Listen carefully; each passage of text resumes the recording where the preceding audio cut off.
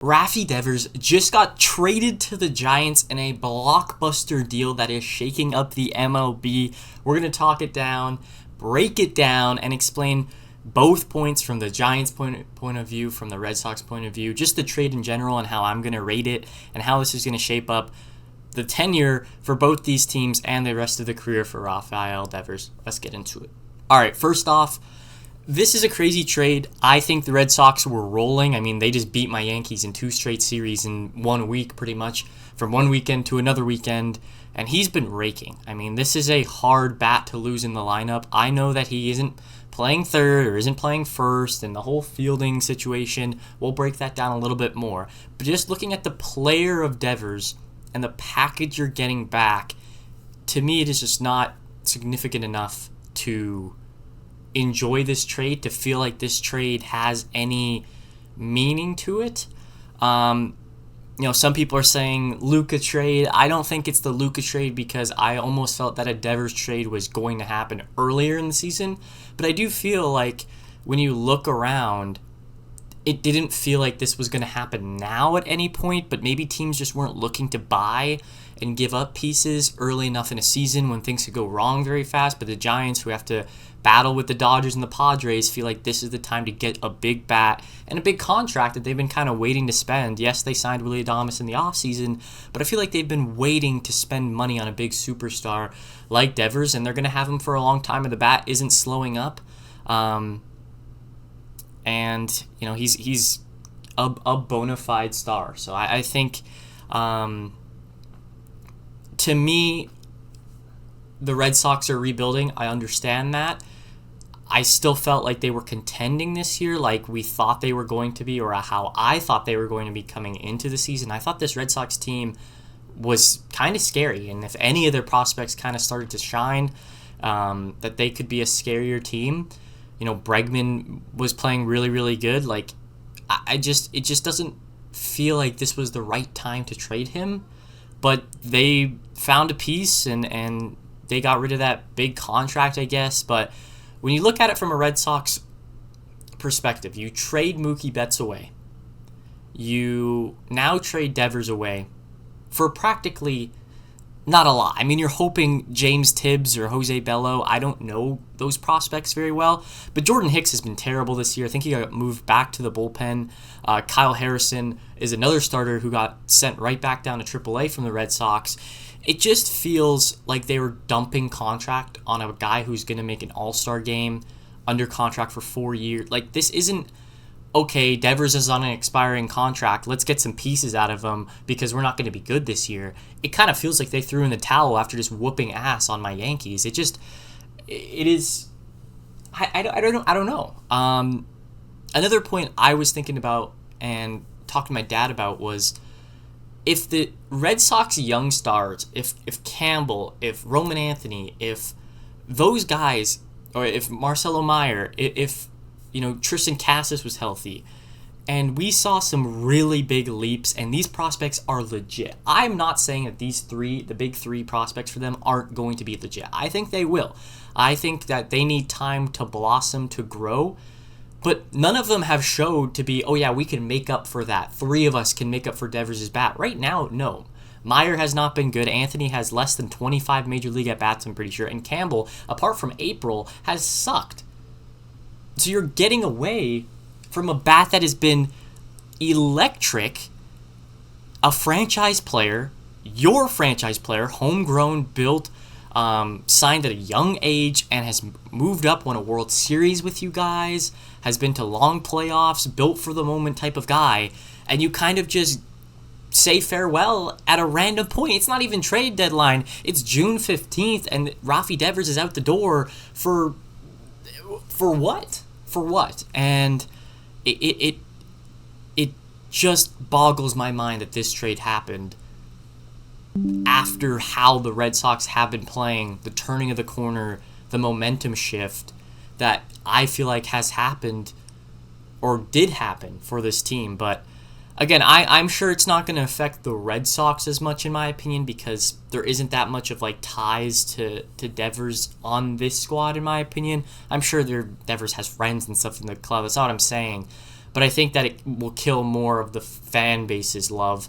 Because if Devers goes out there and he continues to play how he's going to play for the next 4 or 5 years, which, could fall off a cliff in year 3 or 4 of this contract, but realistically, like, you're looking at a Mookie Betts trade that Red Sox fans get to hear about every single year, and now you just traded another franchise player for no big prospect, no franchise changing thing. Like, it just, I don't know.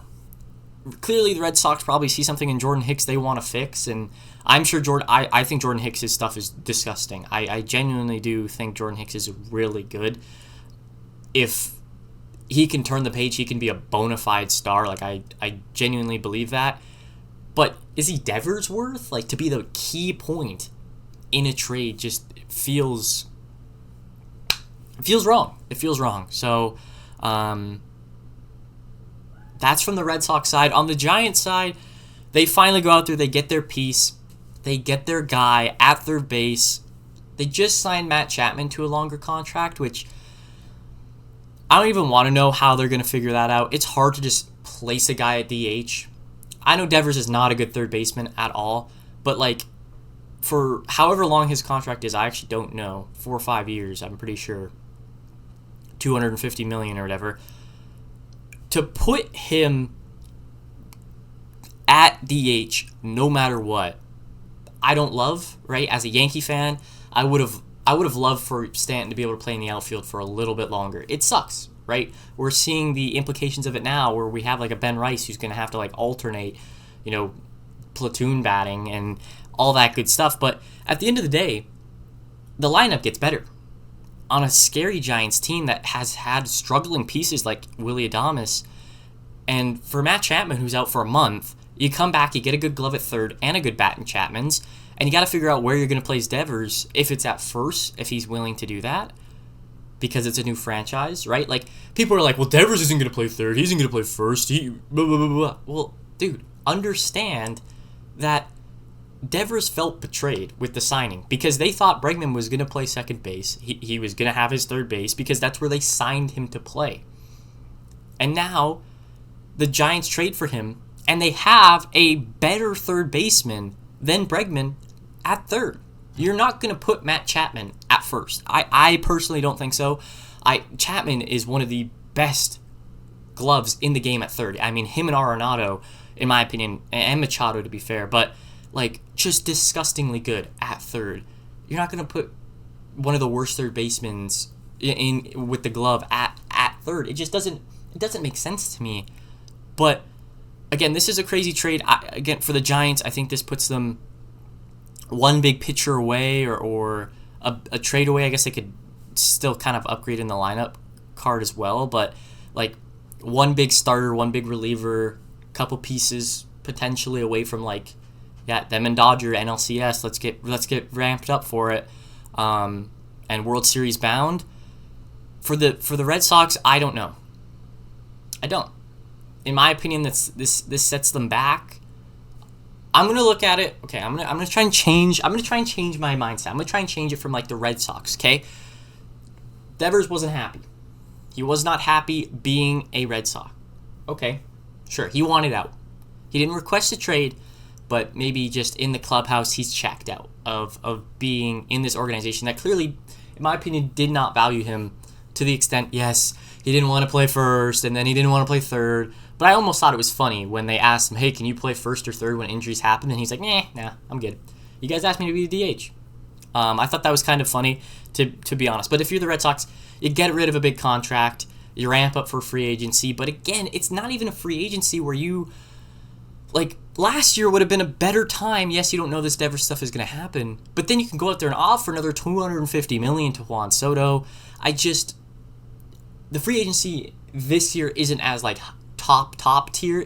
Of course, there's always going to be stars in the free agency, and maybe instead of spending big $250 million contract on one player, they'll extend a bunch of their good players, maybe Navarez, maybe Campbell, and kind of just lock these guys down for ever and just hope they pan out. But I think there's just risk in that, because who's going to be buying jerseys right? Who, like, as an organization, who's your jersey seller? It was Devers.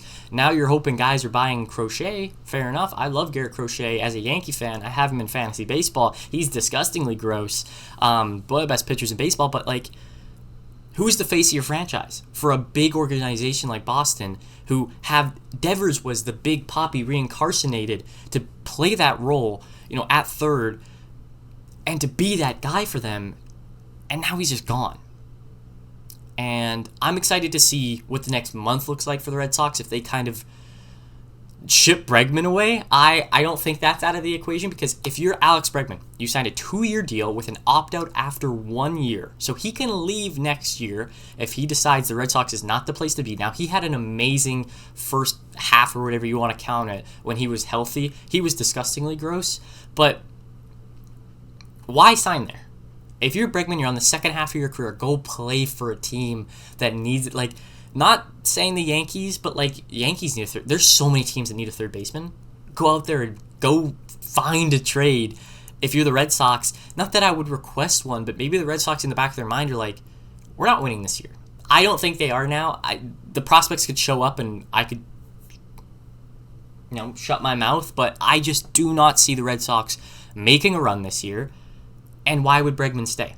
If you're going to put Marcelo Meyer at that third base position and lock him down, or put Campbell there, or whatever it is, we already saw the Padres have interest in Duran, who's 28, 27.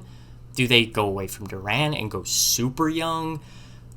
I don't know. This is still surprising to me. This just happened 3 hours ago. I was taking a nice little nap. But genuinely, I don't know what to take from this.